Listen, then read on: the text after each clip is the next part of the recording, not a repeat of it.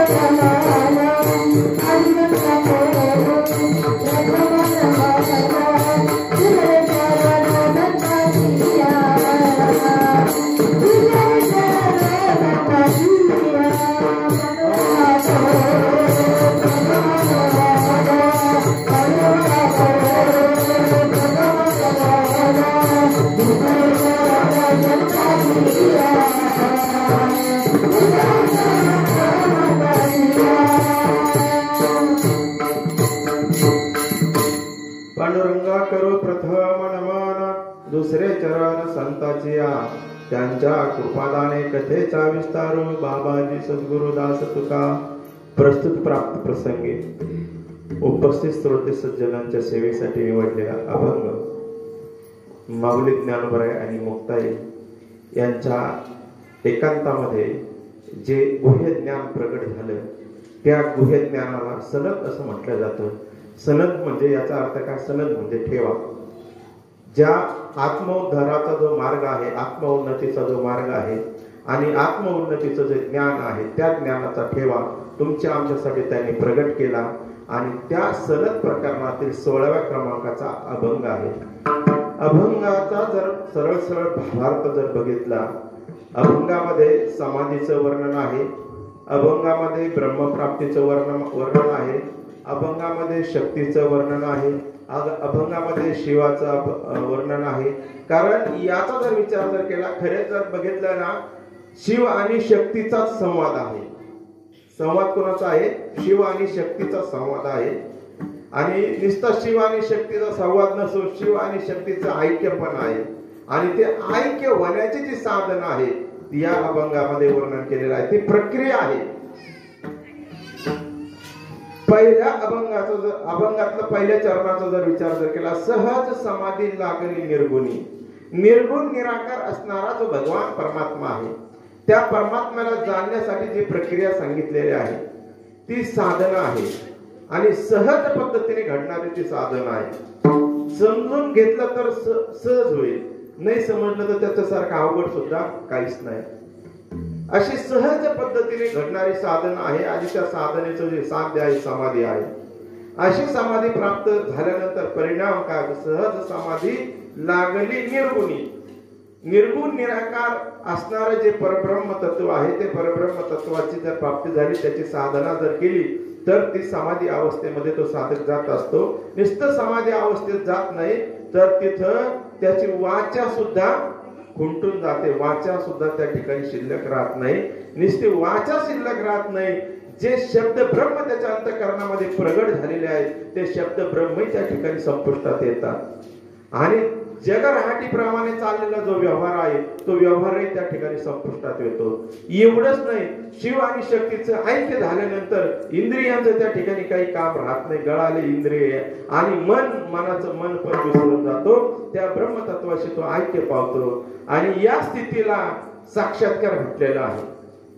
कारण अशी स्थिती प्राप्त करून पुनरावृत्तीवर येणं आणि चालती बोलची समाधी आहे. हे 7 समाधीच्या नंतर जी 8वी समाधी आहे त्या 8व्या समाधीला सहज समाधी शास्त्रामध्ये म्हटलं जातं. आणि सहज समाधीचं जे अंग ज्या साधनेनं प्राप्त झालं हे मुक्ता, या साधनेशी तू ऐक्य करून राहा असा अभंगाचा सरळ सरळ भावार्थ. विठ्ठल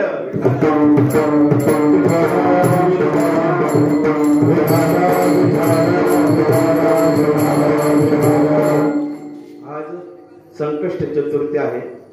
आमचे परमार्थिक,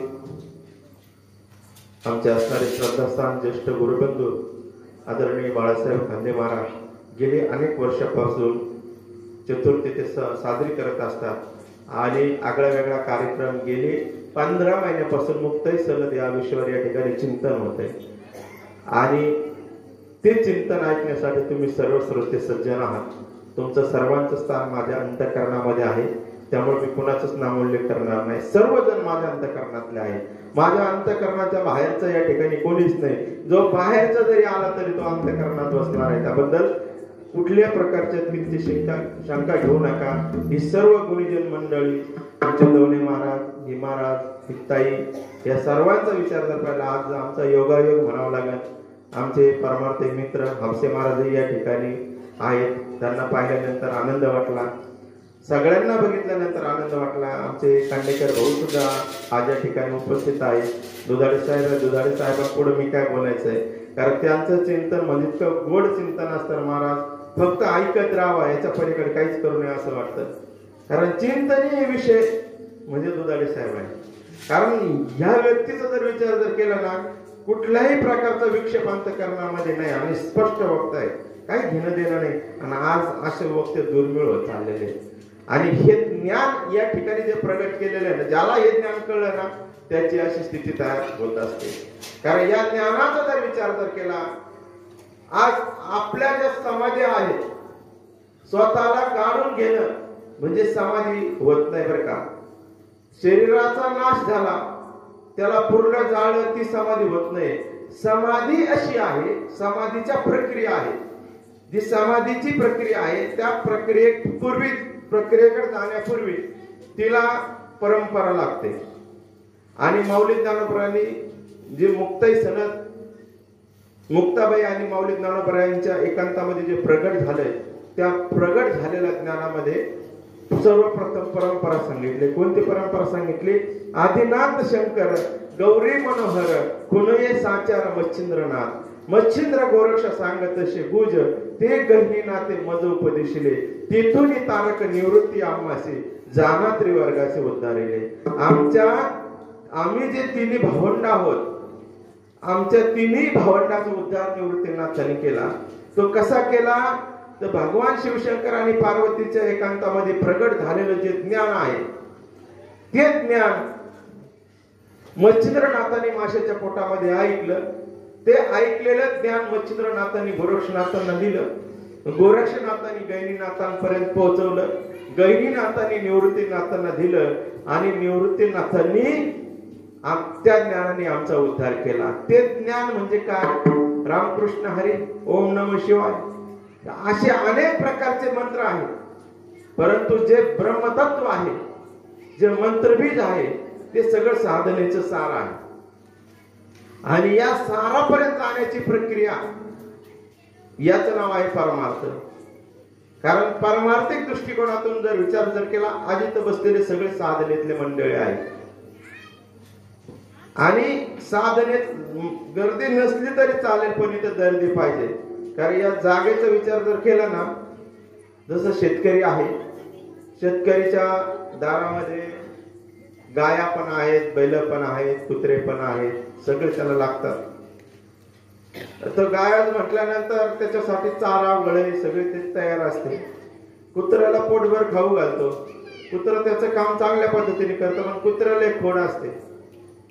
ते भाकर खाल्ले का ते वळीवर जाऊन बसायचं, आणि गाय जर सुटली ते चारा खाण्यासाठी वळीकडे जाणार. आता कुत्र तर कडवा खात नाही, पण जे खातात त्याला सुद्धा खाऊन देत नाही. पण त्या गायीला भोकायचं काम करतात. मग ते गाय कडवा खाते, पण कुत्र खाऊन देतं का? नाही खाऊन देत. स्वतः खात नाही आणि दुसऱ्याला सुद्धा खाऊन देत नाही. अशी मंडळी या ठिकाणी आल्यामुळे ना, हे सगळं ज्ञानाचा सत्यानाश झाला महाराज. खरं ज्ञान काय आहे? तर ज्ञानाच्या प्रक्रिया 5 आहे. पहिलं अज्ञान आहे, अज्ञानानंतर ज्ञान आहे, ज्ञानाचं विज्ञान आहे, विज्ञानाचं आत्मज्ञान आहे, आणि आत्मज्ञानाचं ब्रह्मज्ञान आहे. विठ्ठल विठ्ठल.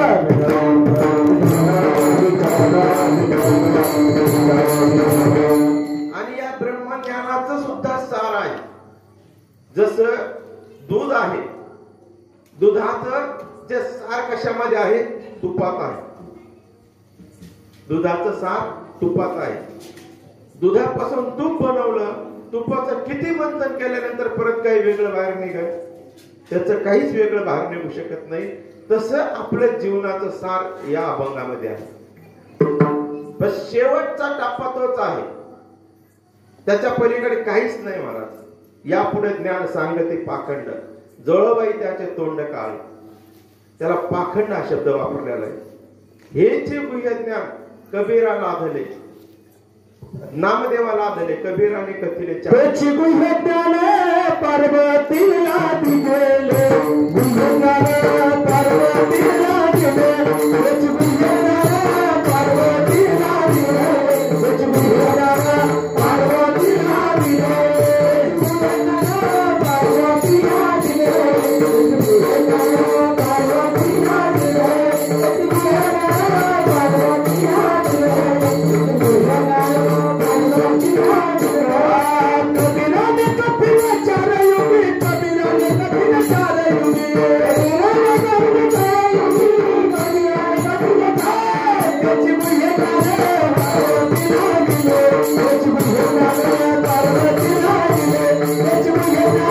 पार्वतीला दिले, गुह्य ज्ञान पार्वतीला दिले,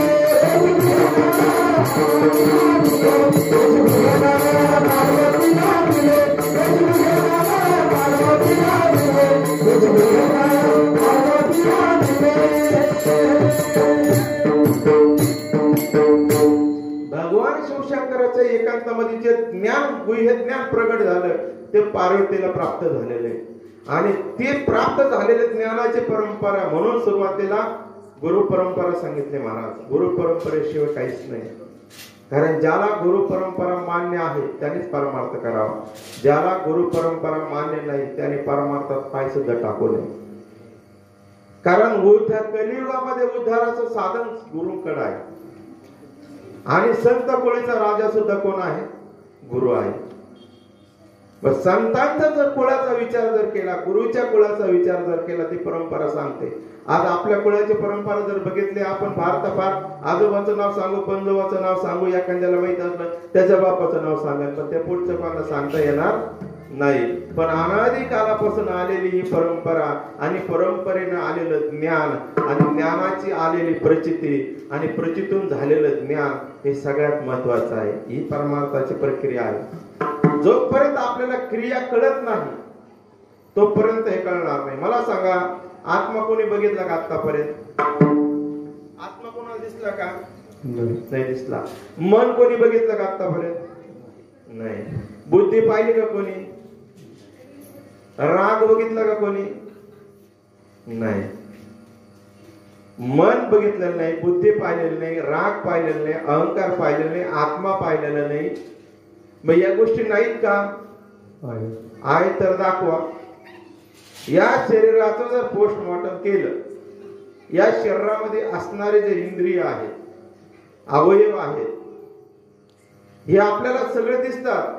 या शरीरामध्ये असणारे जे पार्ट आहेत याच्यावर डॉक्टर यशस्वी शस्त्रक्रिया करतो. हृदय माहिती, किडन्या माहिती, लिव्हर माहिती, सगळ्या गोष्टी सापडतात विज्ञानामध्ये, त्याच्यावर शस्त्रक्रिया पण होतात. पण विज्ञानाला मन नावाची वस्तू सापडली का कधी? मन नावाची वस्तू सापडली नाही.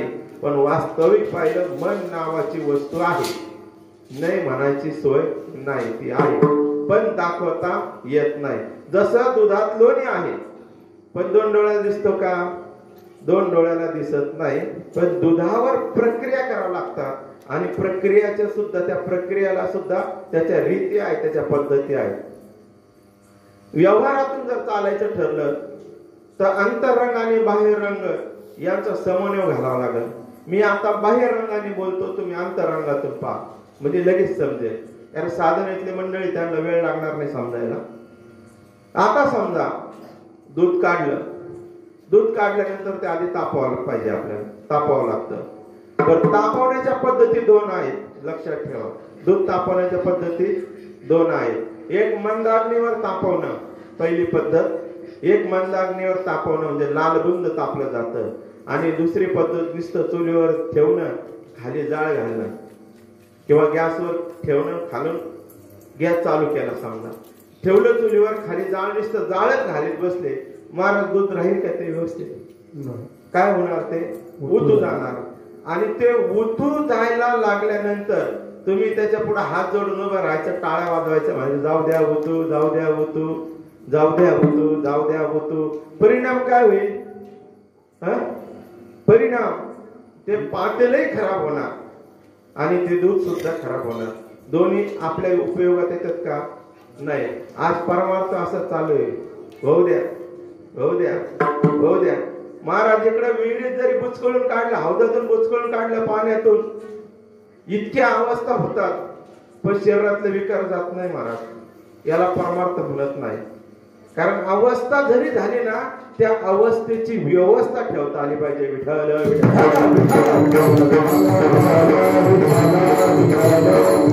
अवस्था होणे साहजिक आहे आणि अवस्था झाल्यानंतर त्याला जर कोणी साक्षात्कार म्हणत असेल, त्याच्यासारखा मूर्ख या जगात कोणीच नाही.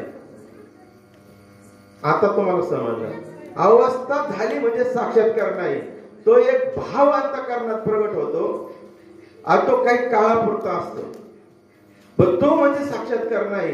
पण हे झाल्याशिवाय ते पण मिळणार नाही, हे तितकंच खरे.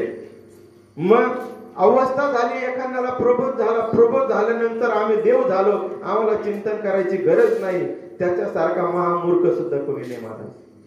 कारण यांची गणना सगळी मूर्खामध्ये केली जाते.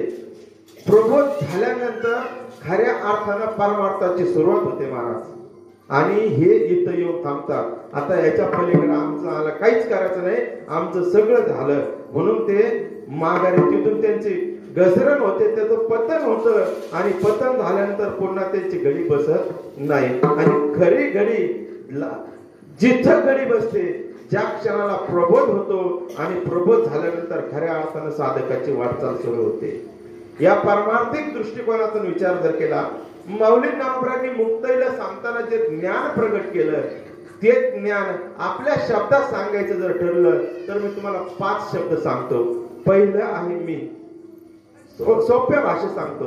पहिलं आहे मी, दुसरं आहे तू, तिसरं आहे ते, चौथं आहे हे आणि 5वं आहे सर्वच. व्यापकत्व म्हटलेलं आहे. मी कळल्याशिवाय तू कळणार नाही, तू कळल्याशिवाय ते कळणार नाही, ते कळल्याशिवाय हे कळणार नाही, हे कळल्याशिवाय सगळं काहीच कळणार नाही. ते गुंतागुंतीचा विषय आहे आणि गुंतागुंतीचा विषय तो बाहेर नसून तो आत आहे. जसं दूध तापवलं, मंद अग्नीवर तापवलं, लालबुंद तापवलं, लालबुंद तापलेलं दूध खाली उतरून ठेवलं महाराज, आणि खाली उतरून ठेवल्यानंतर त्याच्यात इरजण टाकायचंय. मग आपण इरजण, शिळ इरजण टाकतो का ताजं इरजण टाकतो? इथं पण प्रक्रिया आहे. कोणतं टाकतो इरजण आपण त्याच्यामध्ये? ताजं इरजण टाकतो, शिळ इरजण टाकतो. शिळ इरजण कोणाकडून आणतो? कुठून तरी आणावं लागतं आपल्याला मुरलेलं इरजण. आम्हाला मुरलेलं इरजणच पसंत नाही. कोणी येतो, कोणाच्या डोक्यावर हात ठेवतो, चाललाय परमार्थ. हा विषय त्या ठिकाणी नाही. स्तोत्रीय ब्रह्मनिष्ठ आत्मानुभूतीने परिपूर्ण असलेला महात्मा, कृपाळू सज्जन, अशा महात्म्याचा बोध ज्यावेळेस त्याच्या अंतःकरणामध्ये ठसला जातो, त्याच्या मस्तकावर त्याचा स्पर्श होतो आणि तो बोध अंतःकरणामध्ये उतरतो, तो फळाला येत असतो महाराज. कारण त्यांची जी स्थिती कशी असते, जो न घे सत्याची सेवा मानी देवा समान, फळे तयाचा उपदेश अनेक दोष उपटे. ज्यांच्या अंतःकरणामध्ये शिष्यामध्ये सुद्धा देवत्व पाहण्याची लायकी आहे, ती योग्यता त्यांच्या अंतःकरणामध्ये नवे नवे शिष्याकडून कुठलीही सेवा घ्यायची इच्छा त्यांच्या अंतःकरणामध्ये मुळीच नसते. अशा महात्म्याचा बोध फळाला येत असतो. आज आमचा देह अभिमानच जायना महाराज. जिवंतपणे आम्ही फोटो जाऊन बसलोय. वाईट वाटतंय, पाऊस पण वाटत नाही. जिवंतपणे आमच्या मालिकेमध्ये आमचे फोटो लागलेले आहेत महाराज. हे पाहणं सुद्धा वाईट आहे.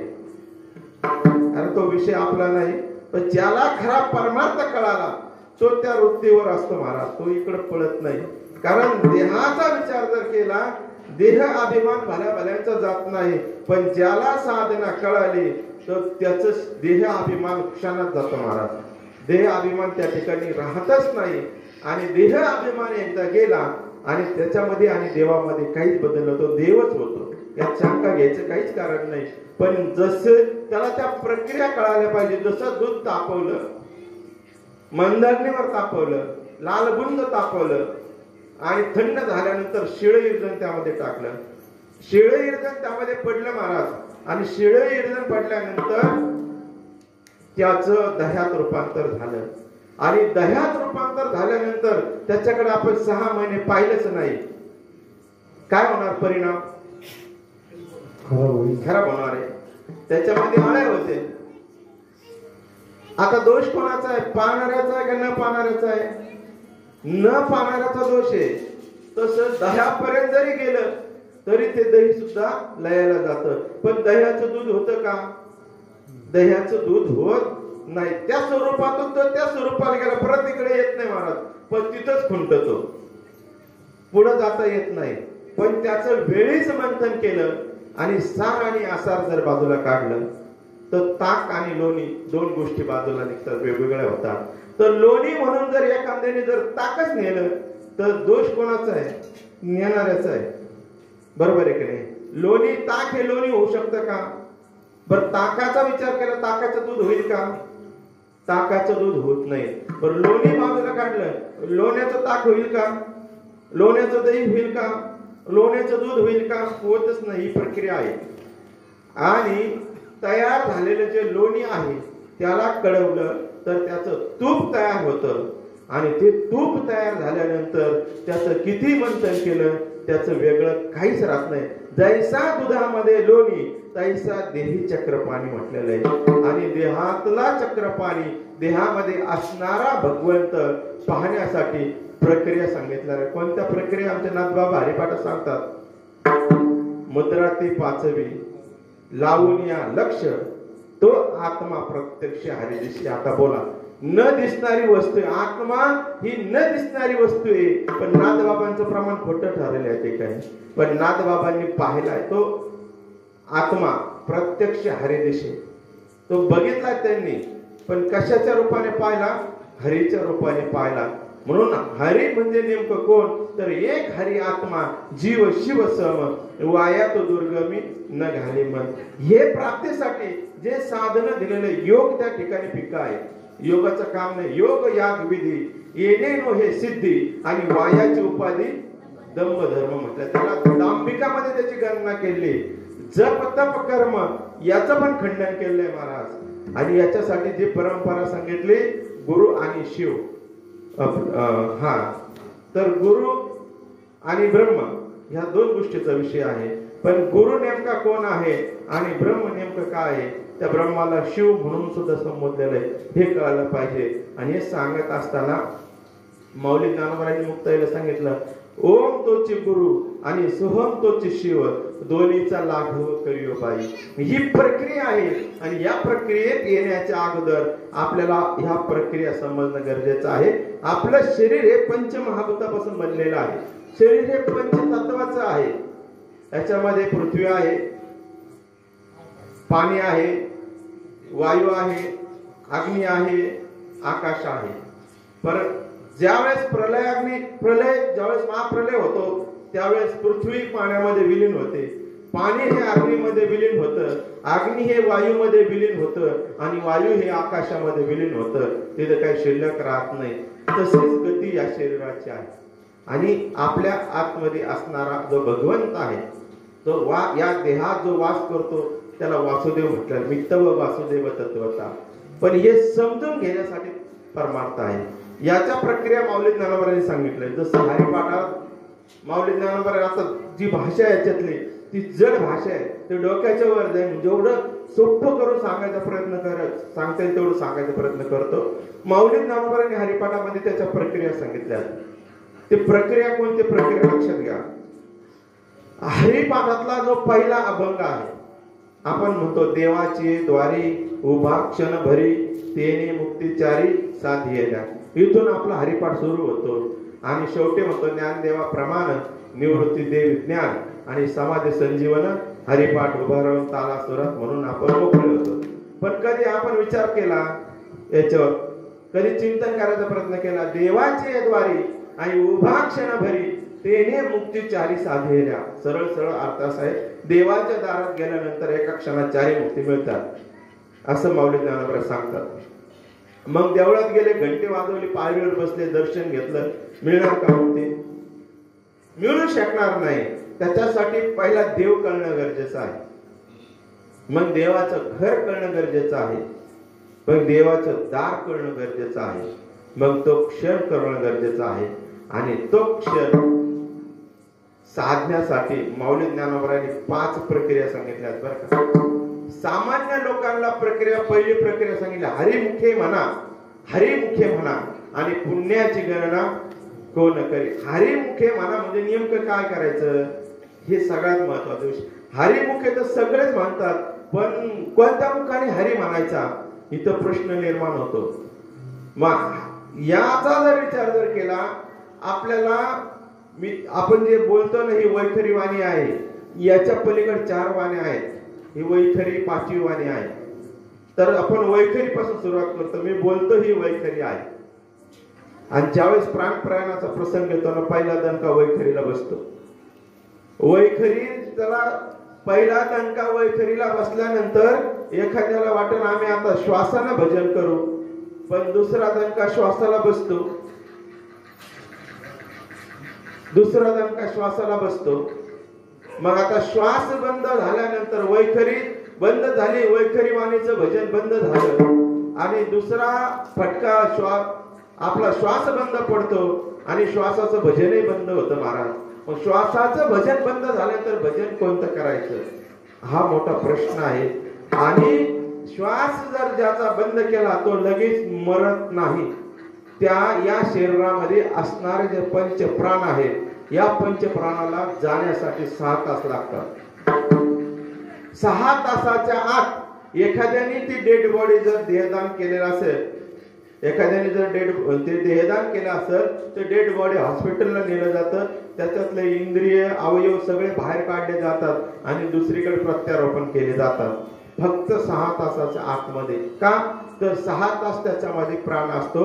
6 क्रमाक्रमशः प्राण जात असतो. जे पंचप्राण आहेत तसे 10 प्राण आहेत या शरीरामध्ये, ते क्रमाक्रमाने जातात. आणि जो सगळ्यात शेवटचा उपप्राण आहे त्याचं नाव धनंजय आहे.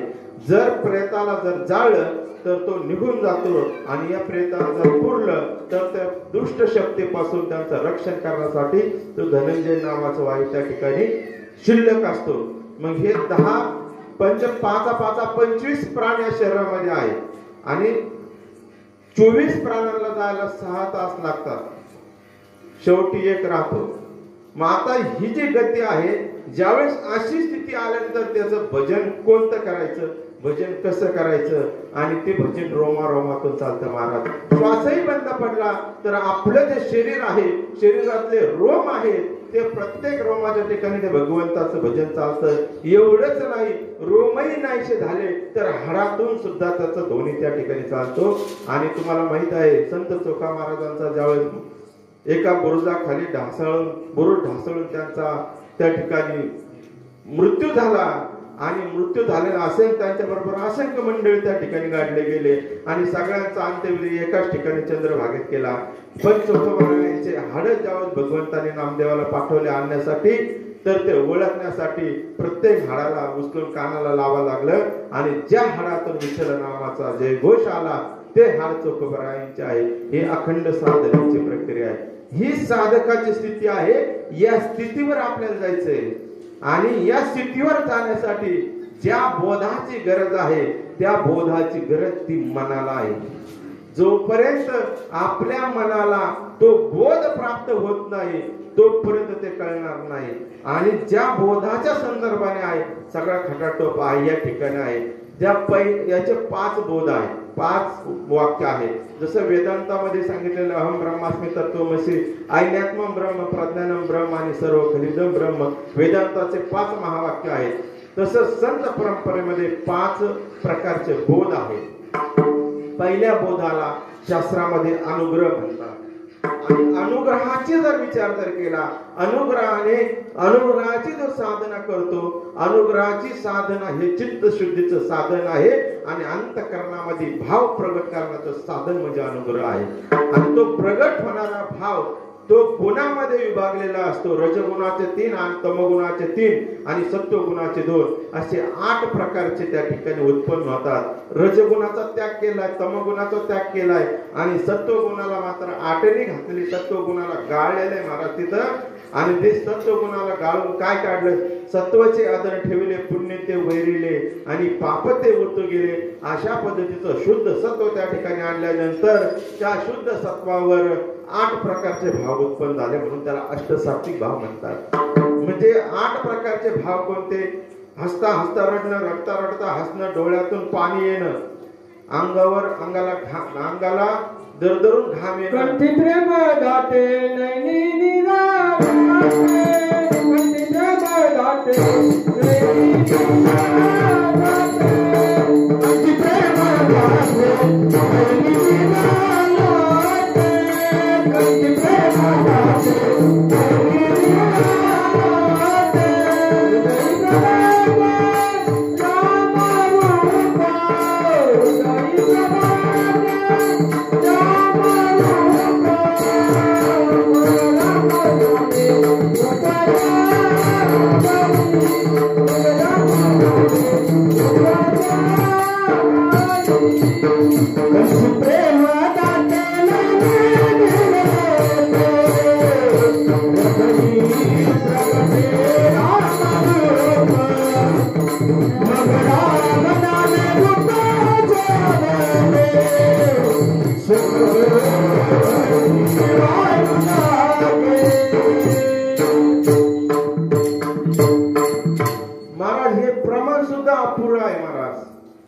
कंठी प्रेम दाटे नैनी नीर लोटे इथपर्यंत आहे. हृदयी प्रगटे नामरूप म्हटलेलं आहे. फक्त त्या नावाचं रूप प्रगट होतं, त्या नामाचं स्वरूप प्रगट होत नाही. आणि ते स्वरूप प्रगट होण्यासाठी पुढे साधना आहे महाराज, त्याच्या पलीकडचे साधना आहे ते. म्हणून ते अपूर्व प्रमाण आहे त्या ठिकाणी. फक्त रूप आणि स्वरूपामध्ये फार मोठं दिसतं हे रूप आहे आणि जे दिसत नाही त्याला स्वरूप म्हणतात. निर्गुण जे आहे त्याला ब्रह्मतत्व म्हटलेले आहे आणि सगुण म्हणतात त्याला माया म्हटलेलं आहे. दिसतं ही माया आहे, दिसत नाही ते ब्रह्म आहे. जे आकाराला आलेलं आहे त्याला माया म्हणतात, जे निराकार आहे ते ब्रह्म म्हणतात. पण ती जी माया अशी आहे ना, ती माया कशी आहे याचा विचार जर केला तर माया केवढी असेल बरं? त्याचं स्वरूप फार मोठं, त्याचं रूप फार मोठं व्यापक आहे. पण त्याचा माया फक्त एक भगवंताचा अंश आहे. मायापेक्षा कितीतरी पटीनं भगवंत मोठा आहे. माया फक्त त्या भगवंताचा अंश आहे. फक्त एवढीच माया आहे आणि एवढ्या मायेने एवढा मोठा खेळ केलेला आहे महाराज. आणि ही माया बाजूला सारण्यासाठी त्या ब्रह्मतत्वाची गरज आहे. आणि ते ब्रह्मतत्व ब्रह्मप्राप्तीचं जे तत्व आहे ते माऊली ज्ञानोबांनी त्याची सर्व सांगितली. हरिमुखे म्हणा, हरिमुखे म्हणा. आणि त्याच्यापासून जे मिळेल ते पुण्य मिळेल आणि ते पुण्याची गणना कोणी करू शकत नाही.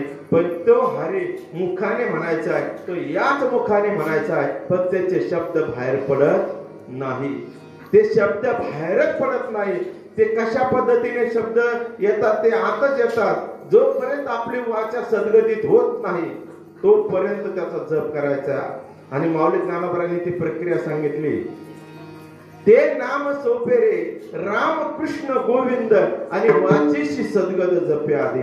ते नाम सोपं आहे, त्याला नाम हा शब्द वापरलेला आहे पण समजण्यासाठी वापरलेला आहे. ते जरी सोपं असलं तुम्हाला राम माहितीये, कृष्ण माहितीये आणि गोविंद म्हणजे कोण. तर राम हा कालेचा पुत्र दशरथाचा, कृष्ण हा वसुदेव देवकीचा पुत्र आहे. पण गोविंद कोणाचा पुत्र आहे माहितीये तुम्हाला? गो नाम इंद्रिय आणि इंद्रियाचं दमन करणं याचं नाव गोविंद आहे. लक्षात ठेवा, आपल्या इंद्रियाचं दमन करणं म्हणजे गोविंद. आणि राम आणि कृष्णांनी आपल्या इंद्रियाचं दमन करून जोपर्यंत आपली वाचा सद्गतीत होत नाही तोपर्यंत त्याचा जप केला महाराज. म्हणून ही पहिली प्रक्रिया ही वैखरीची आहे. दुसरी प्रक्रिया माऊली ज्ञानोबांनी सांगितली, अजपा जपणे उलट प्राणाचा आणि तेथेही मनाचा निर्धार असेल. आता इथं थोडा गडबड होण्याची शक्यता आहे. बरेच मंडळी म्हणतात अजप जप म्हणजे काय, श्वास घेणं श्वास सोडणं. आम्हाला श्वास ओढायचा का सोडायचा हेच माहिती नाही महाराज. ओढायचा का सोडायचा, इथं शास्त्राने ओढायचा सांगितलं आहे आणि मग सोडायचं आहे. आम्ही आधी सोडतो मग ओढतो, त्याच सुद्धा व्यर्थ जातं महाराज ते सुद्धा. म्हणून जे ओढण्याची प्रक्रिया आहे त्या प्रक्रियेचा विचार जर केला तर श्वास घेणं आणि सोडणं म्हणजे अजपा जप होत नाही. अजपा जप, जप आणि अजप एकमेकाचे विरुद्धार्थी शब्द आहेत. ज्याचा कुठलाच जप नाही त्याचा जप करायचा महाराज. आणि जप कसा करायचा आहे? उलट प्राणाचा आणि मनाचा निर्धार या स्थितीवर याचे कृती, हे कृतीमध्ये आहे, हे विज्ञानातून आहे. जप करी ऐसा अखंड खंडेना, जप करी ऐसा अखंड खंडेना, जप करी ऐसा अखंड खंडेना, जप करी ऐसा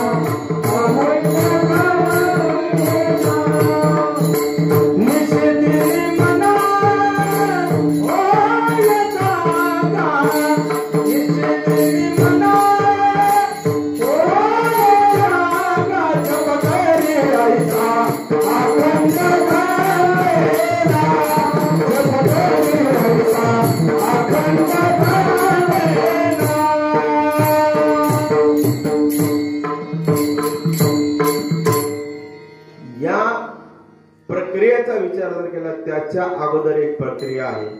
ती प्रक्रिया म्हणजे ज्ञानदेव मौन जपमाळ अंतरी आणि धरुणी श्री हरी जपे सदा ते भजन श्वासाचं आहे महाराज. आणि श्वासाचं चिंतन करण्याची साधना आहे, श्वासाचं भजन करण्याची साधना आहे. त्याला संत परंपरेमध्ये प्रबोध म्हणतात. या साधनेने साधकाला ज्ञान प्राप्त होतं, ज्ञान तयार होतं. पण ते नुसतं ज्ञान तयार होत नाही, ते ज्ञान विकारांना सुद्धा जन्म देऊन त्या विकारांना आपल्या बरोबर घेऊन येत असतं. आणि त्या ज्ञानाबरोबर सर्वप्रथम दोन जण जन्म घेतात. एकाचं नाव आहे काम आणि दुसऱ्याचं नाव आहे क्रोध. सगळ्यात भयानक परिस्थिती असेल तर ज्ञानी यायची आहे. आणि ज्ञानाची या कामाकारे राग द्वेषाची देई ठारे आणि आसुरीच्या गोर्रे पुढे राक्षसापेक्षा दृष्ट प्रवृत्ती ही ज्ञानियांची होते म्हणा. कारण त्यांना ते विकार जगू देत नाही. ते ज्ञानाने इतके उन्मत्त होतात, इतके उन्मत्त होतात आणि उन्मत्त झाल्यानंतर अभिमानाने ते इतके भयानक वागतात आणि त्यांचा अभिमान त्यांचा कधी पतन करतं हे त्यांना सुद्धा कळत नाही. म्हणून ही स्थिती साधकाची होऊ नये म्हणून जी प्रक्रिया सांगितली आहे ती अजपा जपणे उलट प्राणाचा तेथेही मनाचा निर्धार वशे ही तिसरी प्रक्रिया आहे. आणि तिसऱ्या प्रक्रियेला शांतीब्रह्म एकनाथ महाराजांनी जो शब्द वापरला, नवे आपल्या महाराष्ट्रातील सर्व संत परंपरेने जो शब्द वापरला, माऊली ज्ञानोबा यांनी जो शब्द वापरला त्या शब्दाला उद्बोध म्हणतात. त्याचं जर प्रमाण द्यायचं ठरलं तर नाथ बाबा म्हणतात सुख दुःख समान सुख दुःख समान सकळ देवाचा कृपा सुख दुःख समान सकळ देवाचा कृपा सुख दुःख समान सकळ जीवाचा कृपा सुख दुःख समान सकळ जीवाचा कृपा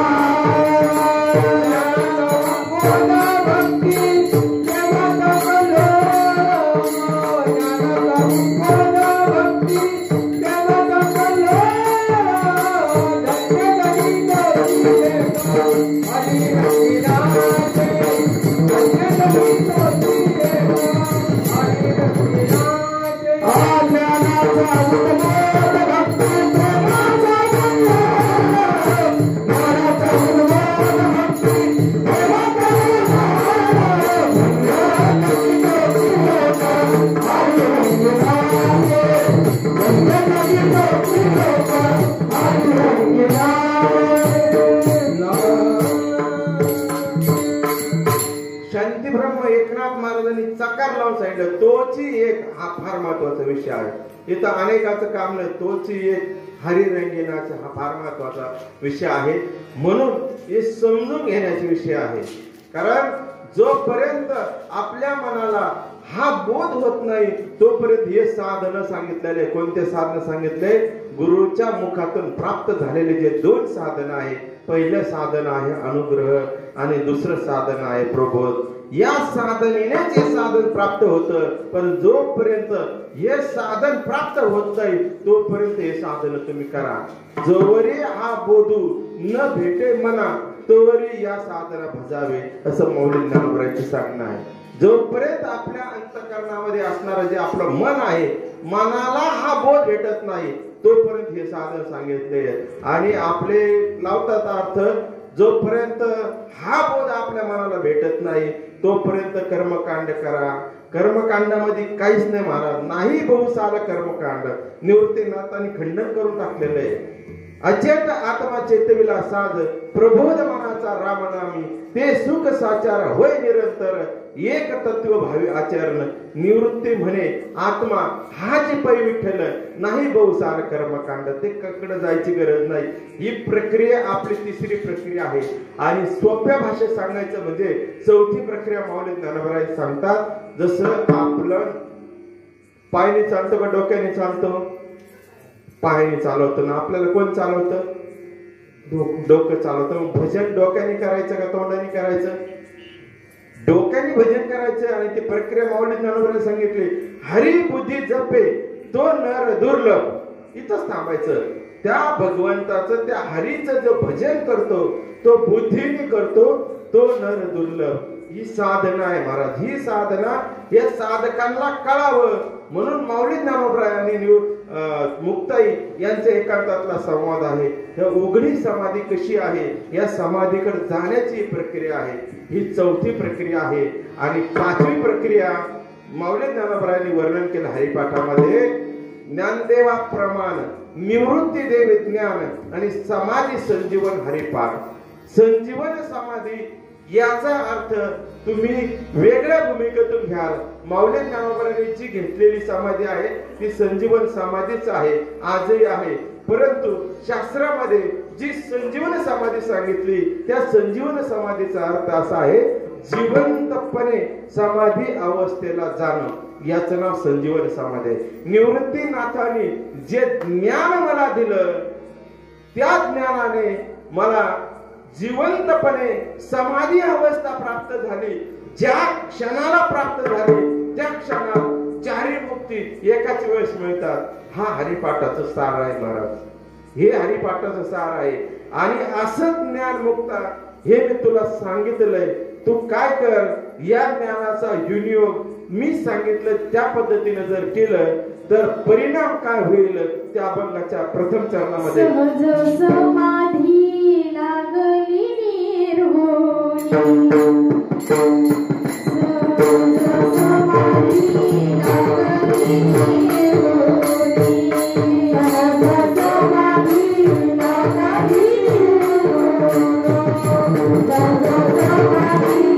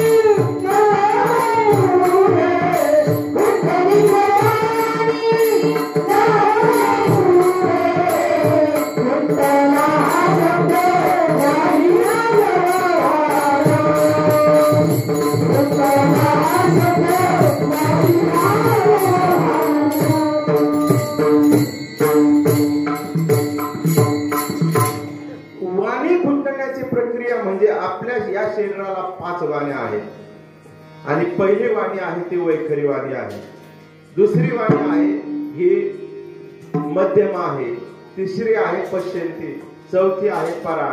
परंतु या परेचा जर विचार जर केला तो भगवान परमात्मा परेवरी परते घर तेथे राहू निरंतर नाही काना मात्रा वेलांटी व्यंजन स्वर असा असणारा जो परमेश्वर आहे, जो निर्गुण निराकार निरंजन स्वरूप असणार जे आत्मतत्व आहे ते चैतन्य आहे. ते चैतन्याची जी वाणी आहे तिला ज्ञानदेव म्हणे. दुजियाची वाचा अनिर्वाच्य आणि अनिर्वाच्य ही 5वी वाणी आहे आणि तिचं स्थान म्हणजे मस्तक आहे. तिचं स्थान हे मस्तक आहे. या मस्तकातूनच त्याने आत प्रवेश केलाय, परत त्याला खालून वर उचलायचंय. उद्धार हा शब्द त्या संदर्भाने, उद्धार म्हणजे उलटी धार, त्याचा जर विचार जर केला शिव आणि शक्तीचं जे स्थान आहे या शरीरामध्ये आहे. शिवाचा विचार, शक्ती म्हणजे कोण आणि शिव म्हणजे कोण, थोडक्यात सांगायचं म्हणलं शक्तीचा जर विचार जर केला ती कुंडलिनी जगदंबा चैतन्य चक्रवर्तीची शोभा म्हटलेले. ती कुंडलिनी 3.5 हाताची कुंडलिनी या शरीरामध्ये आहे. आपले जे मलद्वार आणि मूत्रद्वार या दोन्हीच्या मध्ये असणारे जी शिवण आहे ही या शिवणीमध्ये ती 3.5 हाताची कुंडलिनी त्या ठिकाणी विराजमान आहे आणि त्या कुंडलिनीवर ती कुंडलिनीची जी शेषशय्या आहे आणि त्या शेषशय्येवर तो चैतन्य, तो आत्मा त्या ठिकाणी विराजमान आहे आणि त्याला जाग करण्याची प्रक्रिया आहे महाराज. त्याला उचलायचंय, ज्याला उचलून त्याला इथं आणायचं, त्याला इथून उचलायचं इथं आणायचं आणि त्याला उचलण्याची प्रक्रिया आहे ती संतांनी स्पष्ट सांगून दिलेली आहे. कारण ती प्रक्रियाचा जर विचार जर केला, फुटकाची विना त्याला 2 तारा घाली येर झरा पंढरीचा, ही पहिली प्रक्रिया महाराज ती करणं गरजेचं आहे. जोपर्यंत ही प्रक्रिया कारण संतांनी सद्गुरूंनी ज्या साधकाला जन्माला घातलं महाराज, त्या साधकाला एका विशिष्ट प्रकारच्या पाळणे घातलेलं आहे. जसा माणसाचा आपला तुमचा आमचा जन्म झाला त्यावेळेस आपण रडत बाहेर आलो महाराज आणि गुरुच्या मुखातून ज्यावेळेस दुसरा जन्म होतो त्यावेळेस सुद्धा ती स्थिती प्राप्त होते. त्यावेळेस स्थिती कोणती प्राप्त होते ही व्यवहारातली स्थिती सोडा, पण गुरुच्या मुखातून एकदा जन्म झाला त्यावेळेस सुद्धा तो रडतो महाराज आणि ज्याचं जीवनाचं सार्थक झालं त्यावेळेस सुद्धा रडतो. दोघांमध्ये बदल काय आला? त्याची वाचा त्या ठिकाणी स्तब्ध होते, वाचा कुंठित होते, त्याला शब्दच उच्चारता येत नाही, अंतःकरण त्याचं सद्गदित होतं. ब्रह्मानंद लागे तारे तारे, ब्रह्मानंद लागे तारे, ब्रह्मानंद लागे तारे तारे, ब्रह्मानंद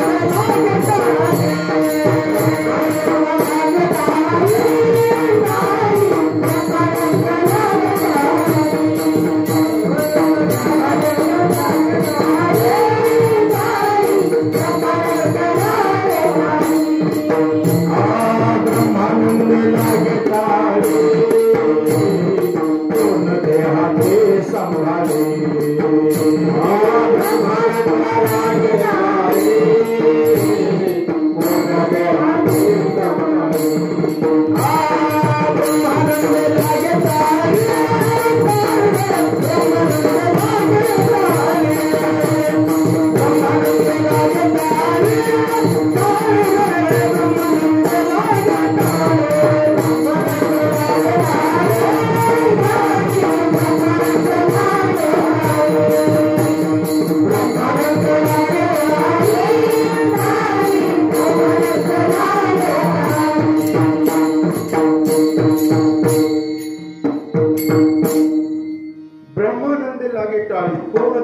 सांभाळायचे ह्याचा विषय त्या ठिकाणी राहत नसतो. कारण बारकाईने जर विचार केला ना महाराज याच्यामध्ये दुसरीकडे कुठे जायचं नाही. आणि ज्या वेळेस गुरुच्या मुखातून जन्म झाला तेव्हा रडतो किंवा कशासाठी रडतो, तो मला केव्हा भेटेल, तो भगवान परमात्मा जे माझं स्वरूप आहे, ज्या स्वरूपापासून तर मी वेगळा झालो, ज्याच्या योगाने आईच्या उदरातून बाहेर आलो, माझं नाळ खंडन झालं आणि नाळ खंडन झाल्यानंतर नाळीला 3 गाठणे दिल्या गेल्या, मूळ बंद, उडियारा बंद, जालिंदर बंद, हे तिन्ही बंद हे काय केले ते बंद केले. आणि बंद केल्यानंतर हळूहळू स्वरूपाचा विसर पडला आणि तो रूपाकडे वळाला. पण सद्गुरूची कृपा झाली, महाराज पहिला बोध त्याच्या ठिकाणी भेटला, तो भाव त्याच्या अंतःकरणामध्ये निर्माण झाला, त्याला मुमुक्षत्व म्हणतात. ते मुमुक्षत्व त्याच्या अंतःकरणामध्ये निर्माण झालं आणि त्याची वृत्ती झाली, माझ्या जीवनाचं सार्थक कशाने होईल, तो भगवान परमात्मा मला केव्हा भेटेल. त्या विवेगाने त्याच्या अंतःकरणातून ते अश्रू बाहेर येतात महाराज. आणि ज्यावेळेस तो प्राप्त होतो तेव्हाही तो त्यावेळेस त्याच्या अंतःकरणामध्ये तेच अश्रू येत असतात. आणि दोन्हीचा मधला फरक आहे. एक अश्रू या बाजूने येतात आणि दुसऱ्यांदा अश्रू या बाजूने येतात, त्याचा मधला फरक आहे. पहिले इकडून येतात, विवेकाचे अश्रू इकडून येतात आणि आनंदाचे अश्रू इकडून येतात. हे सगळ्यात महत्वाचा विषय आहे. तैसा ब्रह्म मी हे विसरे पण जगाची ब्रह्म तो भरे, हेही सांडून विरे ब्रह्मपण. या वृत्तीवर त्या साधकाची स्टेप अवलंबून असते. आणि अशा स्टेपकडे जाण्यासाठी जी प्रक्रिया आहे, संतांनी सर्व दुसऱ्यांदा त्या बाळकाचा जन्म झाला, त्याला ती स्थिती प्राप्त झाली, पण त्याला पाळण्यात टाकलं. पाळण्यात टाकल्या मात्र डोरी मात्र आपल्या हातामध्ये ठेवले महाराज. आणि पाळण्यात टाकल्यानंतर तो कुठला पाळणा, तर सोहम विजेचा करुणी पाळणा, आत्मराम चिन्मय मूर्ती, विवेक ज्ञानाचा दोर लावणी, सूक्ष्म नार हलविती. मग अशा पाळण्यात घातल्यानंतर तो पाळणा चालू आहे. आजही तो पाळणा चालू आहे, जोपर्यंत आपला श्वास आहे तोपर्यंत पाळणा चालणार आहे. पण तो हे म्हणजे ते नसून हे फक्त हे ठराविक काळासाठी दिलेले साधन आहे. जसं मोटरसायकल चालवणं, मोटरसायकल हे झालं साधन, ते चालवणं ही झाली साधना, आणि ज्या ठिकाणी जायचंय ते झालं साध्य. पण तिथलं काम आटपलं, परत आपल्याला वृत्तीवर यायचंय महाराज, परत आपल्या ठिकाणी यायचंय, परत ती मोटरसायकल आपल्याकडे घ्यावं लागणार, परत ती चालावं लागणार, पुन्हा आपल्या ठिकाणावर यावं लागणार. हीच प्रक्रिया याच्यामध्ये. फक्त या उघड्या समाधीचं अंतर एवढंच आहे. पण हे कळण्यासाठी जे शब्द दिलेले आहेत, शब्दाचा विचार जर केला, शब्द खुंटून जातात. वाचा सद्गती झाली म्हणजे शब्द खुंटले, वाचा खुंटली म्हणजे शब्द खुंटले. आणि जी ब्रह्मानंदी लागली टाळी, त्या टाळी म्हणजे जी ब्रह्मानंदाच्या आनंदामध्ये जो नाद ब्रह्म त्या ठिकाणी प्रगट होतो. शब्द ब्रह्म अधिक नाद ब्रह्म बरोबर परब्रह्म, तो परब्रह्माचं स्वरूप त्या ठिकाणी प्रगट होतो. पण शब्द ब्रह्माचं रूपांतर नाद ब्रह्मामध्ये होतो. आणि नाद ब्रह्मामध्ये रूपांतर झाल्यानंतर कोणी हात सुद्धा लावत नाही, कोणी बोलत नाही, कोणी काही नाही. तो शब्द अवंगमय, तो मी ऐसा, तो ध्वनी अखंडित आपल्या या एवढ्याच भागामध्ये राहतो. कारण सांगायचा किती जरी प्रयत्न केला, अनुभव जरी घेतला, सांगायचा प्रयत्न केला महाराज, माझ्या पामराला ते प्रगट करू शकत नाही, करता पण येणार नाही. कारण वेद जाणून गेला, तो पुढे मौनवला. वेदांनी मौन धारण केलं. माऊली ज्ञानोबरांसारखे संत यांना सुद्धा ते सांगता आलं नाही. त्यांनी एकाच वाक्यात सांगितलं, कसे बोटाने दाखवू तुला आणि अनुभव घे रे गुरुच्या मला. पण ही स्थिती प्राप्त करण्यासाठी त्यांनी जी प्रक्रिया सांगितली, ती प्रक्रिया म्हणजे दशिवेद्वारे ओहोट पडला. हे 10वं दार आहे, याला दशिवेद्वार म्हटलेलं आहे. या दारामध्ये ओहोट पडला म्हणजे प्रकाश पडला. दशवेदारी ओहोट पडला, नेनता गेला पहावया, अवचित वाट सापडले पण ते ब्रह्मनामध्ये ते आले आता. ज्ञानदेव गीती निशाणी हे नाम, समाधी संजीवन तारखारी. ही स्थिती त्या ठिकाणी प्राप्त होते. आणि तो शब्द म्हणून शब्द राहत नाही. सोहम तेही आस्तावले, सांगण्याची सांगता झाले आणि दृश्य हरपले दृश्य. जसं काट्याने काटा काढला हा दृष्टांत सगळ्याला माहिती आहे, पण काट्याने काटा काढला हा दृष्टांत सगळ्याला जरी माहित असला, पण काटा कोणाला घुसला हे समजणं गरजेचं आहे. काटा कोणता घुसला हे कळलं पाहिजे. आणि तो कोणत्या काट्याने काटा काढला. काटा घुसलाय, कोणाला घुसलाय? तो कोहमला काटा घुसलाय. कोहम म्हणजे मी कोण आहे त्याला माहित नाही, पण त्याला काटा घुसलाय. तो कोणता काटा घुसलाय? तो अहम रूपी काटा घुसलाय. अहम रूपी काटा म्हणजे मी म्हणजे देह आहे, हा काटा त्या कोहमला घुसलाय. आणि बाबा तू हे नसून ते आहे, म्हणून ज्या काट्याने काढला ते सोहम रूपी काट्याने कोहमचा अहम रूपी काटा काढला आणि तिघांनाही बाद करून टाकला. अहम कोहम सोहम तिन्ही बाजूला काढले.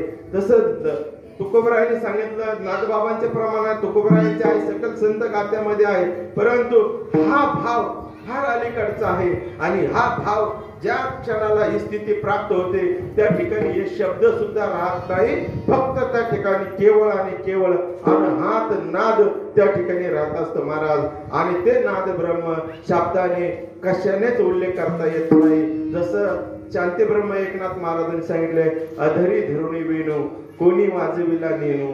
तो अदंतरी बासरी आहे, कोण वाजवितो माहिती नाही, पण बासरीचा मात्र आवाज येतो महाराज.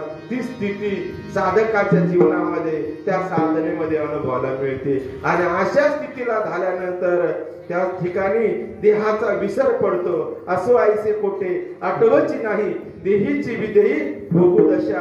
त्या विदेही स्थितीला प्राप्त झाल्यावर तो अनहत नादामध्ये तो एकरूप होऊन जातो. त्या ठिकाणी शब्दाचं काही काम राहत नाही आणि जगराटीचा व्यवहार ठप्प होऊन जातो. असं अभंगाच्या दुसऱ्या चरणामध्ये सांगितलं. कुंटला हा शब्द राहिला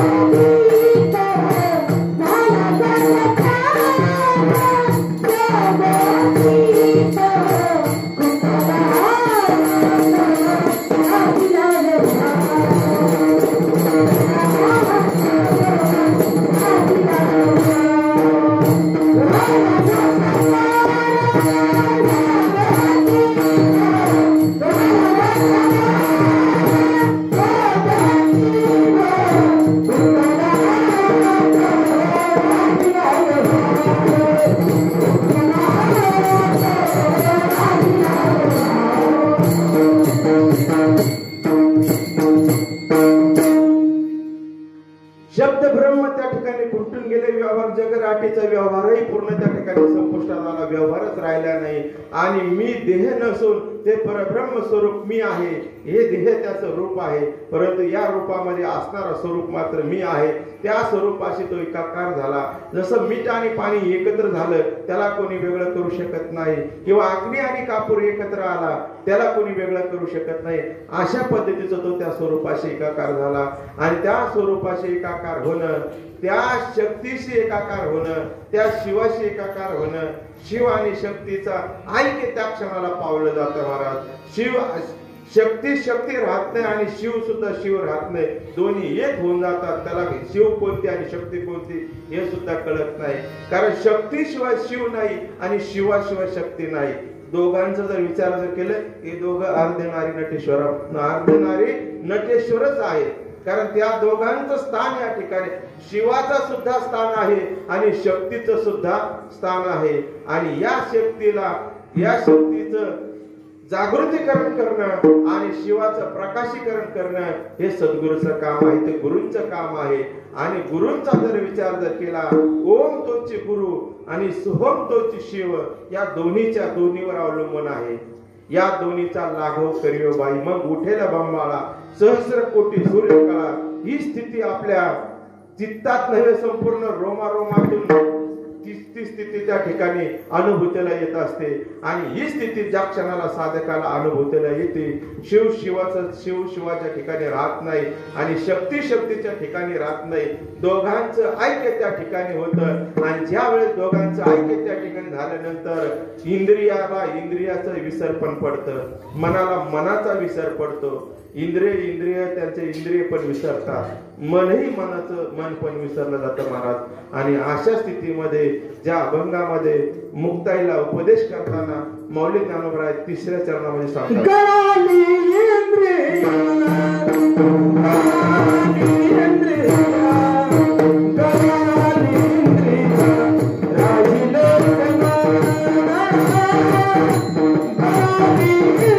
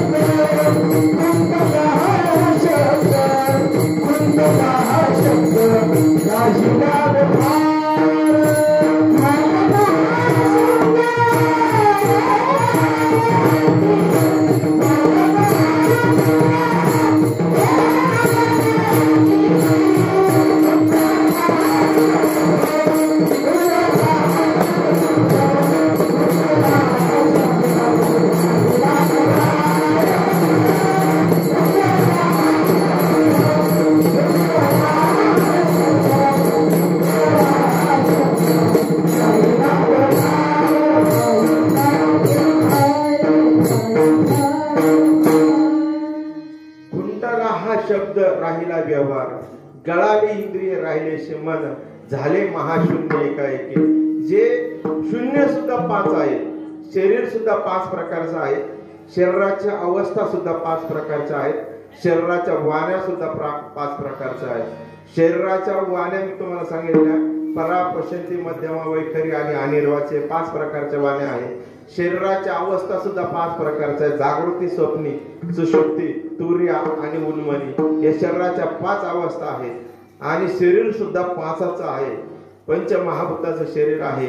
आणि या पंचमहाभूताच्या शरीरामध्ये असणार जे भगवान परमात्मा, ज्याला आपण निराकार, निर्गुण निराकार असणार जे आत्मरूप आहे, आत्मचैतन्य आहे, त्या चैतन्याचा जर विचार जर केला, त्या आत्म्याचा विचार जर केला, त्या आत्म्याला ओळखण्यासाठी ज्या प्रक्रिया या ठिकाणी दिल्या, ज्या क्रिया सांगितल्या आहेत, त्या क्रियाचा एक एक टप्प्याने आपण 3 क्रियाचा या ठिकाणी विचार केलाय. पहिला अनुग्रहाचा विचार केला. अनुग्रह हा भावात प्राप्तीचं साधन आहे, प्रबोध हे ज्ञान प्राप्तीचं साधन आहे. पण ते ज्ञान, ते विकाराने बरबटलेलं ज्ञान त्या ठिकाणी होतं. पण ते विकाराची आटणी करून त्या ठिकाणी शुद्ध सात्विक सत्व गुणाचा जे शुद्ध सात्विक ज्ञान जे आहे, ते ज्ञान त्या ठिकाणी उचललेलं आहे. शुद्ध सत्वाचा कवडा मोठा, या ज्ञानाप्रमाणे ते ज्ञान त्या ठिकाणी घेतलेलं आहे. आणि त्या ज्ञानावर प्रक्रिया केलेली, ती प्रक्रिया करण्याची पद्धत मी तुम्हाला सांगितली. आता त्या शास्त्रामध्ये तिला उद्बोध म्हणतात. कारण हा शब्द बऱ्याच जणांनी नवीन ऐकलेला असेल, कारण आता ह्याचा अनुभव कोणाला किती हे काय सांगू शकत नाही. परंतु मला जो अनुभव आलेला मी तुमच्या समोर ठेवण्याचा प्रयत्न करत आहे. मी काय माझ्या बापाचं काही सांगत नाही, पण ज्या महात्म्याचं गोष्ट जे सेवन केलं, त्यांची जी प्रचिती आली तेच तुमच्या समोर ठेवतो. कदाचित कोणाला पटेल किंवा नाही पटेल, तो भाग ज्याचा त्याचा बुद्धीचा विषय आहे. पण त्या बोधानंतर जी वाटचाल आहे, जर हा बोध त्याच्या अंतःकरणामध्ये प्रकट झाला, धन्य जगी तोची एक हरी रांगी नाचे आणि रामकृष्ण वासुदेव सदा स्मरे वाचे, या प्रक्रियेत तो राहिला, मग त्या ठिकाणी सुख घडोघडी वाढू लागेल. ते सुख त्याच्या अंतःकरणामध्ये उत्पन्न होतं. कोणतं सुख होतं? तर प्रपंचातलं सुख नाही तर आत्मसुख त्याच्या अंतःकरणामध्ये प्रगट होतं आणि त्या आत्मसुखाचा विचार जर केला ते सुख जसं जसं त्याच्या अंतःकरणामध्ये वाढत जातं तसं तसं ते वैराग्याला जन्म देतं आणि वैराग्य सुद्धा चढत जातं महाराज. असं चढलेलं वैराग्य एका क्षणामध्ये असा प्रसंग येतो ते शब्द वगैरे सगळे खुंटून जातात आणि तो नादामध्ये तो एकरूप होतो. शब्द ब्रह्म आणि नाद ब्रह्म त्या ठिकाणी एकाकार होतात आणि एकाकार होण्याच्या प्रक्रियेला शास्त्रामध्ये विशदबोध किंवा महाबोध हा शब्द वापरलेला आहे आणि ती बोधाची स्थिती त्याला प्राप्त होते आणि त्याचं रूपांतर त्यागाकडे सुरू होतं. मग त्याला जे जे प्राप्त झालं त्याचा तो त्याग करीत जातो. शेवटी सर्वांचाच त्याग करतो आणि ज्या ठिकाणी सर्वस्व त्याचा त्याग होतो काही शिल्लक राहत नाही त्या ठिकाणी आपोआप त्याच्या अंतःकरणामध्ये निजबोध प्रकट होतो आणि जो निजबोध प्रकट झाला निजबोधाचं जे फळ आहे त्याला प्रेम म्हणतात. त्या ठिकाणी प्रेम आणि प्रेमच शिल्लक राहतं. असं त्याच्या अंतःकरणामध्ये ज्यावेळेस त्याची वृत्ती तयार होते अशी स्थिती त्या साधकाच्या अंतःकरणामध्ये निर्माण होते आणि तो साधक तसा अंतःकरणामध्ये ती वृत्ती निर्माण झाल्यानंतर देव आणि भक्त एक होऊन जातो. नाम आणि आपण नाम घेणारा नाम देणारा आणि नाम हा एकच होत असतो. त्याच्यामध्ये तुझा भाव काही शिल्लक राहत नाही कारण नाम अशी वस्तू आहे नाम कोणाला देताही येत नाही आणि कोणाकडून घेताही येत नाही. लक्षात ठेवा नाम प्राप्तीसाठी साधन संतांनी दिलेले. अनुग्रह हे नाम नसून हे साधन आहे. ते भाव प्राप्तीचं साधन आहे. प्रबोध हे साधन नसून ते ज्ञान प्राप्तीचं साधन आहे. अनुग्रह हा स्थूल देहाच्या निरसनासाठी आहे. प्रबोध हा सूक्ष्म देहाच्या निरसनासाठी आहे. पण कारण देहाच्या निरसनासाठी काय आहे तर कारण देहाचा जो अभ्यास आहे त्या साधनेमध्ये त्याला उद्बोध म्हणतात. उद्बोध ही प्रक्रिया ही प्रबोधामध्येच आहे परंतु प्रबोधाची साधना केल्याशिवाय ते त्याला कळणार नाही. तो कारण देहाचा तो अभ्यास ह्यामध्ये आहे आणि महाकारण देहाचा अभ्यास त्या विशद बोधामध्ये आहे आणि अव्यक्त देहाचा अभ्यास निजबोधामध्ये आहे आणि जो अव्यक्त देहाचा अभ्यास निजबोधाने प्रगट होतो त्याला नाम म्हणतात आणि हे नाम आहे असं कोणाला दाखवता येत नाही. माऊली ज्ञानोबरायाने ज्ञानेश्वरीमध्ये 12व्या अध्यायामध्ये पहिल्या श्लोकामध्ये 30व्या ओळीमध्ये 30व्या क्रमांकाच्या ओळीमध्ये सांगितलं आणि जे प्रणवा पैलकडे वैखरीशी जे कानडे कयासी न सांगडे नव्हे जेत वस्तू ते अक्षर जे अव्यक्त निर्देश देश रहित सोहम भावे उपासित ज्ञानी जे ते ओंकाराच्याही पलीकडे आहे. महाराज ओंकार सुद्धा 5 अंगाने आहे. महाराज ओंकार सुद्धा एकटा नाही तर पहिला आकार आहे दुसरा उकार आहे तिसरा मकार आहे त्यानंतर अर्ध अनुस्वार आहे आणि त्याच्यावर ते टिंब आहे. हे जे दिसतं ना हे ओंकाराचं रूप आहे आकार आहे. याच्यामध्ये जे आहे ना ते मकार आहे त्याच्यात जे आहे ना ते उकार आहे ते अर्ध अनुस्वारामध्ये काही दडलेलं आहे आणि ते त्याच्यावरचा जो टिंब आहे ना ते तुमचं आमचं स्वरूप आहे. पण आकार हे तुमचं आमचं रूप आहे आणि आपल्याला साथ देतो अनुस्वार त्या ठिकाणी साध्य करायचा त्याला महाशून्य म्हटलेलं आहे. म्हणून ओंकाराच्याही पलीकडचा विषय आहे. ओंकार अलीकडचा विषय तैसे ओम हे स्मरसरे प्राणू तेथे न पुरे आणि प्रणव अंती पुरे पूर्ण घन म्हणूनही प्रणव एक नाम ते एकाक्षर ब्रह्म म्हणजे हे आहे. त्याला ते एकाक्षर आहे. त्याला कुठल्याच अक्षराने ते एकाक्षर असं आहे त्याला कशानेच वर्णन करता येत नाही. ते उच्चारताच येत नाही. ते आपोआप चालतं महाराज. त्याला काही करावं लागत नाही काहीच करावं लागत नाही आणि हेच तर खरं गुढी आहे. हेच खरं रहस्य परमार्थाचं रहस्य हेच आहे. दुसरं रहस्यच नाही. हेच गुह्य ज्ञान. नामदेवाला आदले नामदेवाला तेच मिळालं. कबीराला सुद्धा तेच मिळालं. भगवान शिवशंकराच्या माध्यमातून पार्वतीला तेच मिळालं. मच्छिंद्रनाथांनी तेच घेतलं. गोरक्षनाथाला तेच मिळालं. माऊली ज्ञानोबरांपर्यंत सुद्धा तेच आलं. असं असणार जे तत्व आहे ते ओंकाराच्या पलीकडे आहे. ते कशानेच ती वस्तू ही आहे असं दाखवता येत नाही.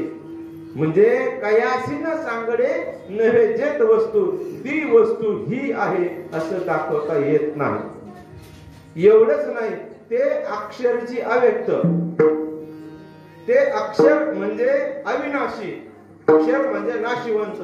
इथं शब्दाचा विषय येत नाही. अक्षर जी अव्यक्त म्हणजे ते अविनाशी असणार जे तत्व आहे ते अव्यक्त म्हणजे व्यक्त सुद्धा करता येत नाही. आणि निर्देश देश रहित म्हणजे आकारापासून भिन्न असणारं जे तत्व आहे त्याला कुठलाही आकार नाही. परंतु ते प्राप्तीसाठी ज्ञानी लोक सोहम भावाने उपासना करतात. हे मात्र त्रिकालपादी सत्य आहे.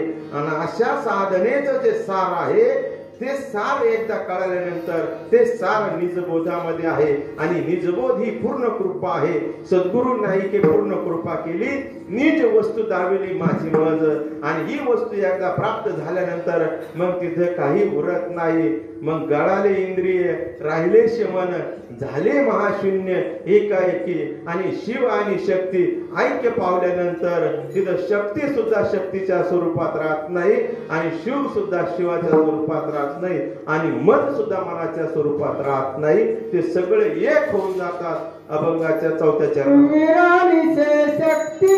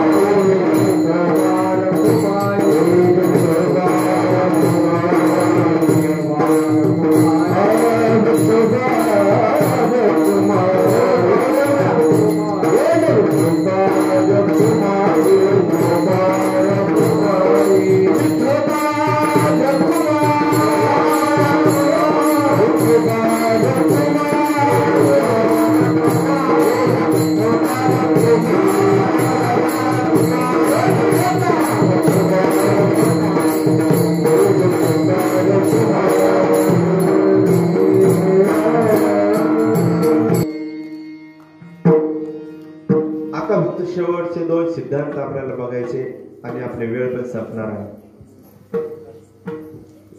इथपर्यंत आपण आलो. विरलीशी शक्ती झालीशी निवृत्ती झाली ब्रह्मप्राप्ती मुक्ताबाई. ब्रह्मप्राप्ती म्हणजे नेमकं काय हा तुमच्या मनामध्ये प्रश्न निर्माण होईल. ब्रह्मप्राप्ती म्हणजे मी देह नसून मीच ब्रह्म आहे हे ज्ञान त्याच्या अंतःकरणामध्ये दृढ होणं. आणि हे माझं रूप नसून माझं स्वरूप आहे ते स्वरूप त्याच्या अंतःकरणामध्ये प्रगट होणं याचं नाव यालाच ब्रह्मप्राप्ती म्हटलेलं आहे. मी देह नसून मी कोण आहे ते ब्रह्म मी आहे या बोधानं तो त्या ऐक्य पावतो. आणि ते ऐक्य पावल्यानंतर त्याचं रूप नसून ते स्वरूप त्या ठिकाणी प्रगट होत असतं महाराज. आणि स्वरूपाचा विचार जर केला तुका म्हणे सांगू किती येतो भगवंताच्या मूर्ती.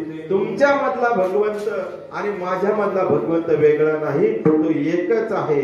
कारण चांगला विचार जर केला देव नटला नानापरी आणि पुरुणी बोलला चराचरी. या ज्ञानाची या जसा अभंगातला हा भावार्थ आहे याची प्रत्यक्षात अनुभूती त्या ठिकाणी येत असते महाराज.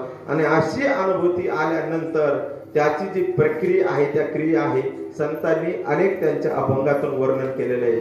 तर अभंगातून वर्णन केल्याचं आता अशा अनुभूतीचं वर्णन कोणी कोणी केलेलं आहे त्याच्यामध्ये सर्वप्रथम तुकोबारायांचा विचार करा.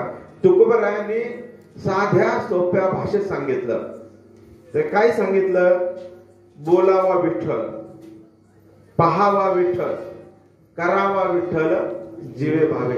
विठ्ठल बोलायचं आहे, विठ्ठल पाहायचं आहे आणि विठ्ठल करायचं आहे. म्हणजे कसा करायचं? विठ्ठल कसा बोलायचा? विठ्ठल विठ्ठल म्हटल्यावर होणार आहे का?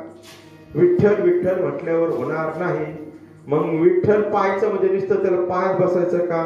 जमणार नाही. विठ्ठल करायचा म्हणजे नेमकं करायचंय त्याचा मतितार्थ. बोलावा विठ्ठल म्हणजे गुरुच्या मुखातून जो बोध कानातून आतमध्ये जातो आणि तो फक्त इथपर्यंत येतो, इथून बाहेर पडत नाही, याला म्हणतात बोलावा विठ्ठल.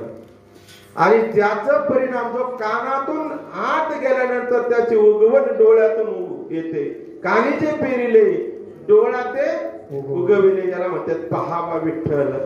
आणि करावा विठ्ठल म्हणजे जे माझं स्वरूप आहे ते तुमचं सुद्धा तेच स्वरूप आहे या कृतीत राहायचं महाराज. ही प्रक्रिया सांगतात. बोलावा विठ्ठल, पहावा विठ्ठल, करावा विठ्ठल.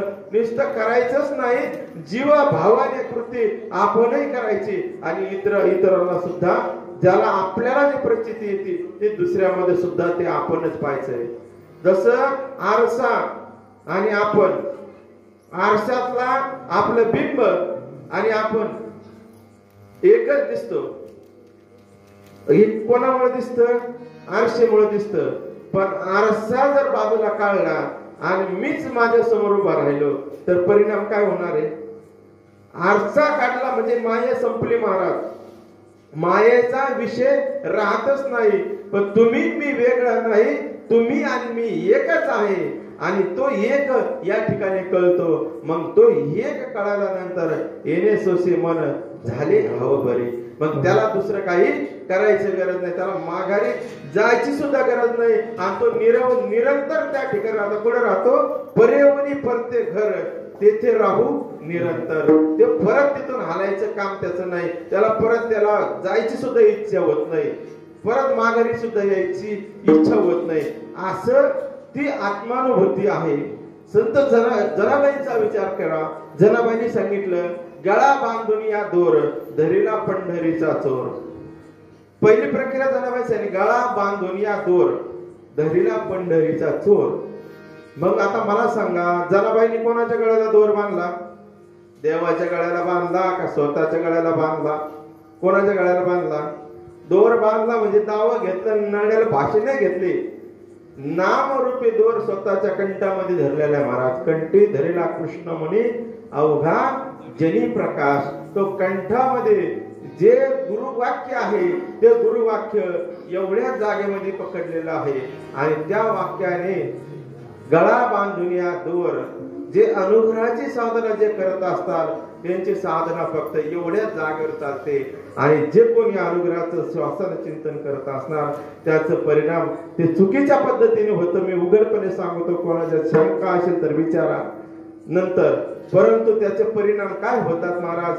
त्यांना प्रबोध जरी झाले तर यांची अवस्थाच थांबत नाही, नुसत्या अवस्थाच होतात. पण अंतःकरणामध्ये इतकं गचपान भरलेलं आहे ना, भेदाशिवाय दुसरं काहीच नाही. हे त्यांना मिळालेलं बक्षीस आहे महाराज.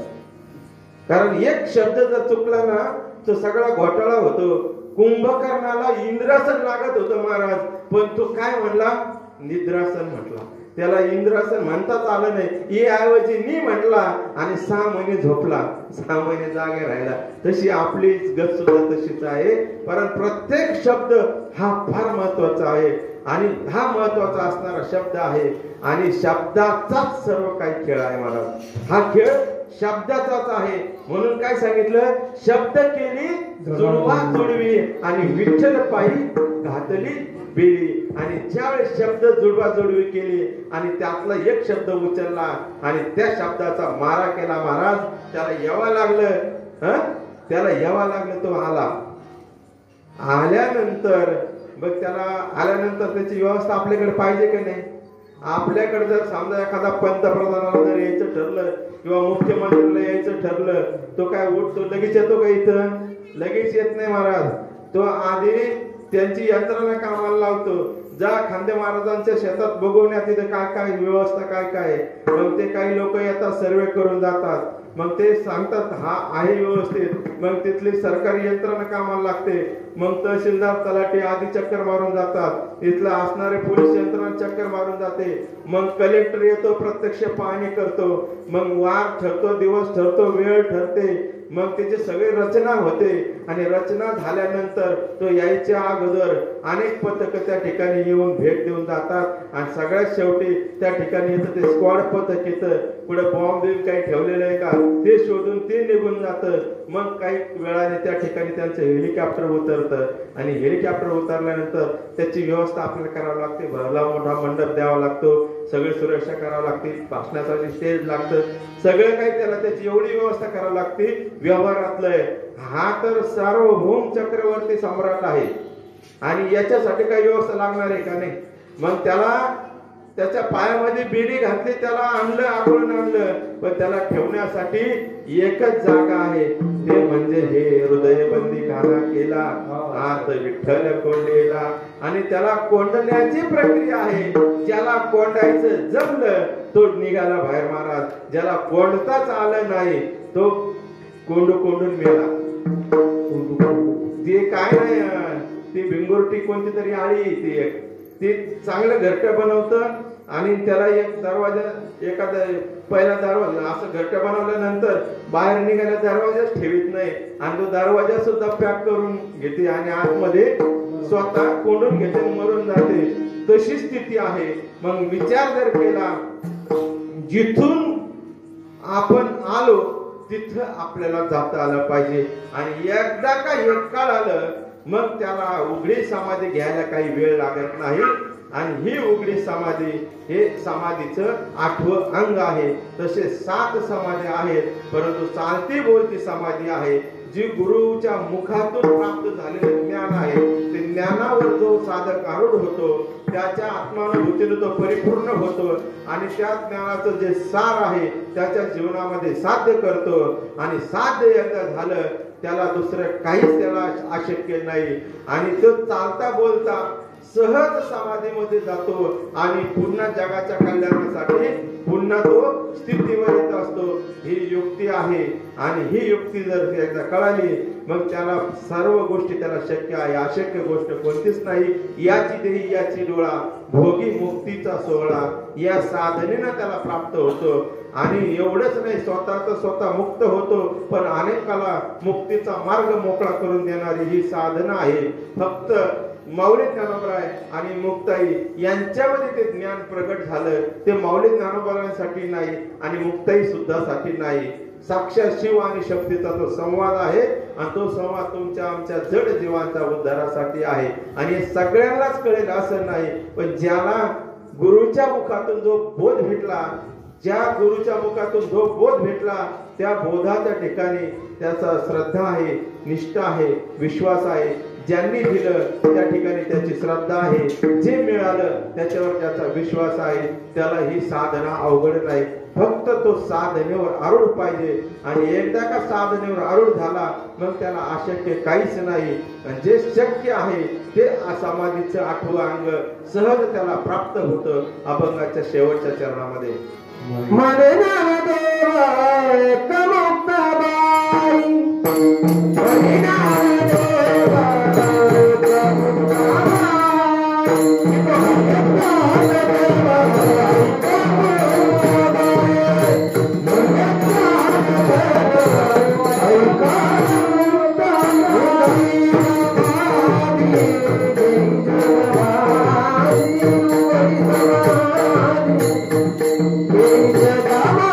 Thank you.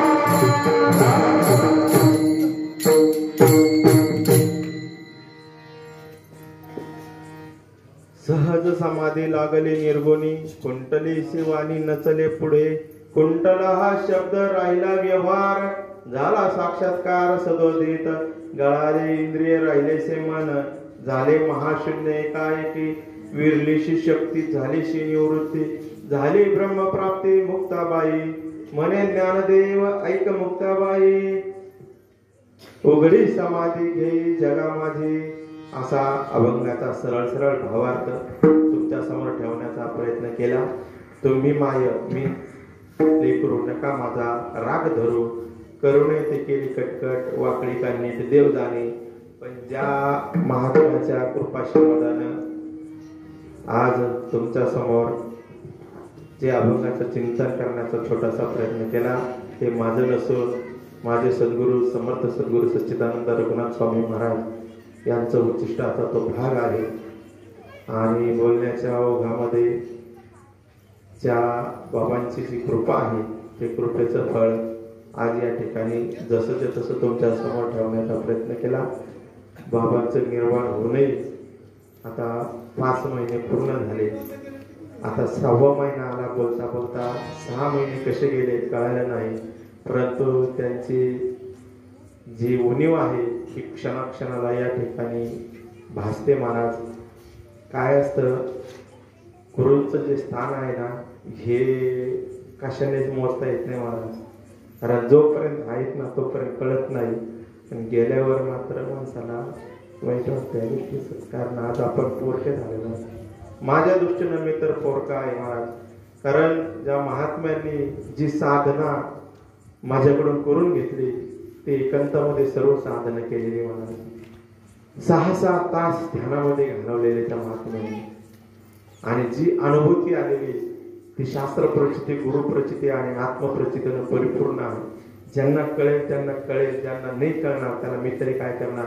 पण हे ज्ञानच असं गुह्य आहे एकदम गुह्यातलं गुह्य ज्ञान आहे जे माऊली ज्ञानपराने प्रगट केलं. प्रगट गुह्य बोले आणि विश्व ब्रह्मचे केले ते विश्वाला ब्रह्माचं स्वरूप देणारे माऊली ज्ञानपर आहे. आणि त्या ब्रह्माचं आवरण असणारी मुक्ताई यांचा जर विचार जर केला त्यापुढे माझं काही नाही महाराज. मी एकदम किरकोळ आहे. त्यांच्या पायावरची धूळ सुद्धा माझी योग्यता नाही.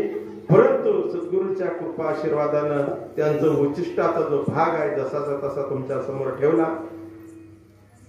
यात माझं काही नाही. झालेली सेवा तुम्हा सर्व श्रोते सज्जनांच्या चरणी समर्पित करतो. या ठिकाणी आमचे ज्येष्ठ गुरुबंधू खांदे महाराजांना खूप खूप धन्यवाद देतो. महाराज आपल्याला गर्दी लागत नाही परंतु या ठिकाणी असणारे सर्व नामधारक आणि त्यांनी जो उपक्रम चालवलेला आहे त्यांचा हा उपक्रम असा अविरत चालू राहावं असं समर्थ सद्गुरू सच्चिदानंद रघुनाथ बाबांच्या चरणी प्रार्थना करतो. सर्व श्रोते सज्जनांच्या चरणी प्रार्थना करतो. आणि उपस्थित सर्व श्रोते सज्जन गुणीजन मंडळी गायक वादक सगळे आमचे आपसे महाराज दवणे महाराज या ठिकाणी आलेले सर्व महाराज मंडळी सर्वांना एकदा मनापासून धन्यवाद देतो. आणि झालेली सेवा तुम्हा सर्व सज्जनांच्या चरणी समर्पित करून या ठिकाणी माझ्या वाणीला पूर्ण विराम देतो. ज्ञानेश्वरी